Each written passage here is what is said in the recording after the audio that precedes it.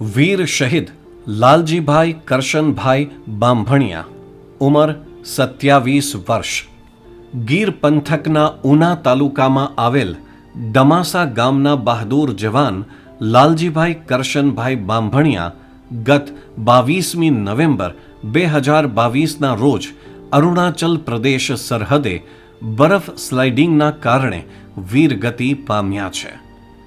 પિતા કરશનભાઈ સિદીભાઈ બાંભણિયા અને માતા બેનાબેનને સંતાનમાં 2 દીકરા અને 2 દીકરીઓમાં મોટા દીકરા લાલજીભાઈ વર્ષ 2015માં મરાઠા રેજિમેન્ટમાં લાન્સ નાયક તરીકે જોડાયા હતા.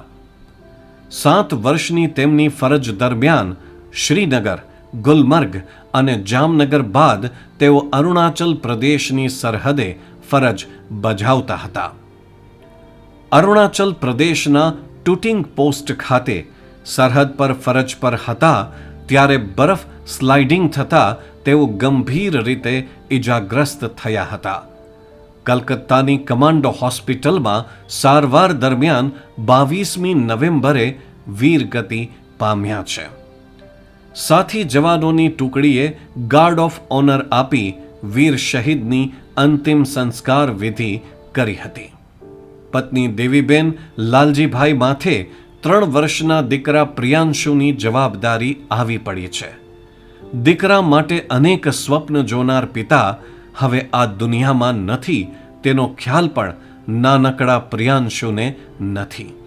તેવી પરિસ્થિતિમાં 7 સભ્યોના સંયુક્ત પરિવાર પાસે નાનકડા બાળકને સમજાવવા માટે શબ્દો નથી. વીર શહીદના નાના ભાઈ વિપુલ કરશનભાઈ બાંભણિયા પણ આર્મીમાં છે, જે હાલ લેહ લદ્દાખ સરહદે સિપાહી તરીકે ફરજ બજાવે છે.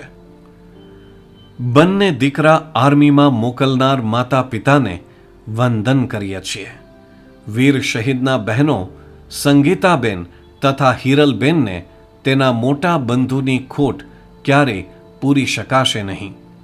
તારીખ 22મી નવેમ્બરે તિરંગામાં વીર જવાનનો મૃતદેહ ગામના પાદરમાં આવ્યો ત્યારે હજારોની મેદનીએ અશ્રુભીની શ્રદ્ધાંજલિ પાઠવી હતી. જય જવાન નાગરિક સમિતિ સુરતની ટીમે પરિવારની મુલાકાત લઈ સુરત પધારવા નિમંત્રણ પાઠવ્યું હતું અને આજે સુરતની જનતા વતી વીર જવાનના પિતાને 1 લાખ અને પત્નીને 1 લાખ રૂપિયાની સહાય પૂરા સન્માન સાથે અર્પણ કરીએ છીએ. જય હિન્દ.